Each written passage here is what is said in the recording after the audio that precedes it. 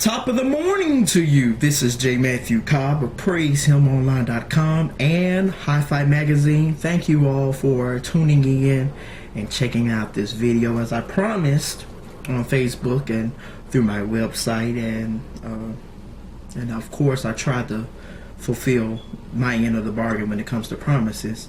I announced that I was going to do a series, a video series, a vlog as they call it, on my reasons of abducting and departing the gospel music industry. I've been covering, for those who don't know, I've been covering gospel music for almost 10 years through my website, PraiseHimOnline.com. We've been around for quite some time, and for a while we were exclusively linked to gospel music.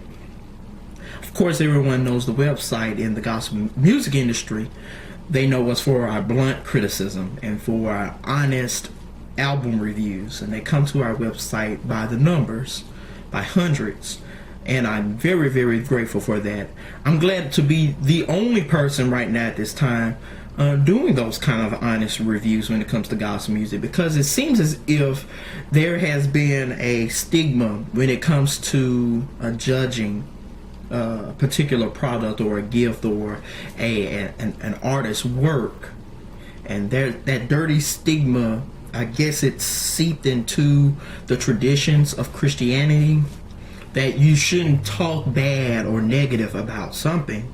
Instead, you should just pray for it or don't say nothing at all.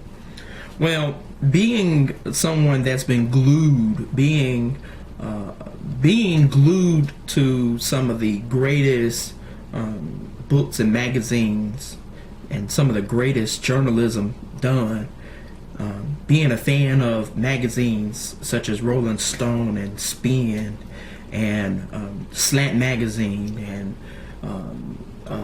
Billboard Magazine and All Music Guide, allmusic.com, and so many others, I felt that I needed to push the envelope some, and I started doing that years and years ago. Of course, my writing has gotten better, but I wanted to deal with this in this series. I wanted to deal with some of my frustrations and some of my disappointments that I've experienced and received in the gospel music industry. And this is going to be a God honest event for me, because it allows me to become transparent with my readers, with those out there that are curious to know why I feel this way.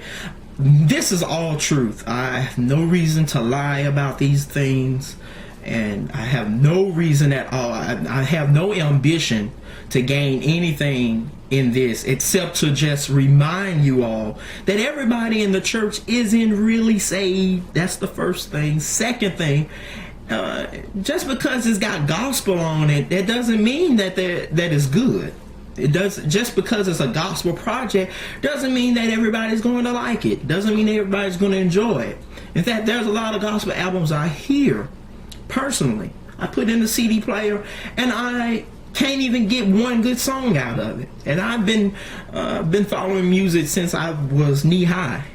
I mean, I have been a fan of music, and of course my decision to go into pop and rock and R&B and all the other genres, electronica and funk, is because I grew up on this stuff. Being an 80s baby and watching MTV, I was consumed by all of this music, and being a fan of, you know, blue-eyed soul and R&B and disco.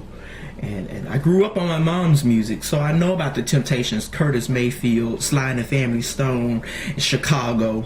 I know about all of these groups and acts, Earth, Wind and Fire, and so many others. I can't even name them all. I'll be missing some of my favorites.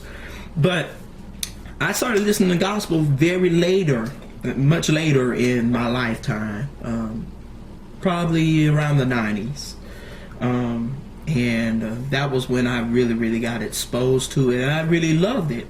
I hated it when I was younger, but I started having an appreciation for it when I started hearing music by Walter Hawkins and Thomas Whitfield. I was like, some of this stuff is very good and very well structured, and I had a taste for classical music, and I saw how they were bringing that into the choral techniques and its presentation. and I was just overwhelmed with how gospel could be interpreted in these different subgenres and styles, in gospel, jazz, and things of that sort. But I wanted to go ahead and deal with this because the industry itself is different from what consumers see. Consumers, all they see is the product and the artist and the stage presence and the concerts, the shows, but the industry itself is another whammy.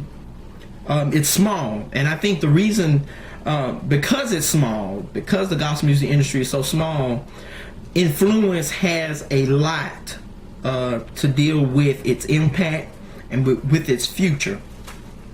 And I think that's the reason why I've been outcast. I've been considered to be a black spot in the gospel music industry because of my bluntness, because of my decision to be candid and to be outspoken and direct with my opinions.